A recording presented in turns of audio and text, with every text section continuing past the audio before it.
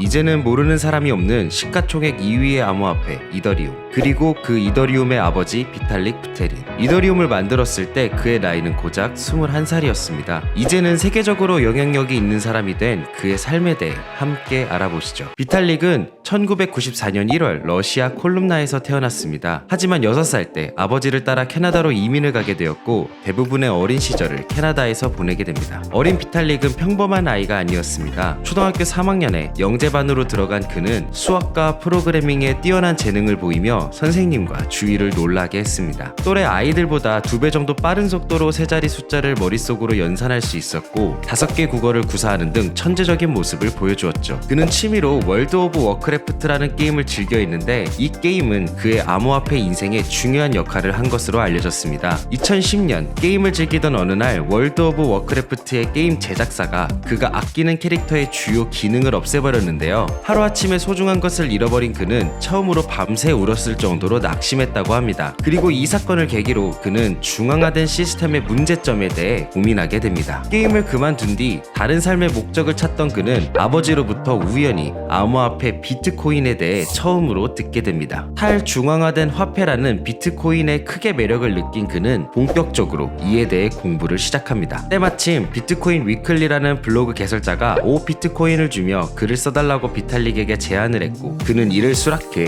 블로그가 폐지될 때까지 글을 게재하였습니다. 2011년 비트코인 사업자인 미하이 알리지에로부터 제안을 받아 비트코인 매거진을 공동 설립하게 됩니다. 비트코인 매거진은 최초의 암호화폐 관련 전문 간행지였는데요. 비탈릭은 참가자이자 대표 기고자로 꾸준히 활동하였습니다. 2013년 비탈릭은 컴퓨터 과학을 공부하기 위해 캐나다 워털루 대학교에 입학합니다. 하지만 그는 학업에 열중하기보다는 암호화폐에 대해 꾸준히 관심을 갖고 글을 게재하였으며 그의 비트코인의 가격이 급등하며 사람들의 관심이 높아지자 대학교를 중퇴하고 본격적으로 암호화폐 개발 사업에 뛰어들게 됩니다. 비탈릭은 블록체인이 화폐의 기능을 뛰어넘어 더 넓은 분야로 확장될 수 있다고 생각했습니다. 기존 비트코인 시스템을 개선하기 위해 여러 차례 제안을 하였으나 기존 비트코인 개발팀은 비트코인을 금융부문 외에 사용하는 것을 꺼려하였고 그의 제안은 번번이 거절당했습니다. 이에 결국 비탈릭은 비트코인이 아닌 새로운 독립적인 플랫폼을 만들기로 결심합니다. 그의 2013년 비탈릭은 차세대 스마트 계약과 탈중화 어플리케이션 플랫폼이라는 제목의 이더리움 백서를 발간합니다. 이더리움은 비트코인의 한계에 대한 비탈릭의 생각을 집대성한 결과물로서 혁신적인 결제 네트워크이자 신종 암호화폐로 알려지게 됩니다. 당시 그의 나이는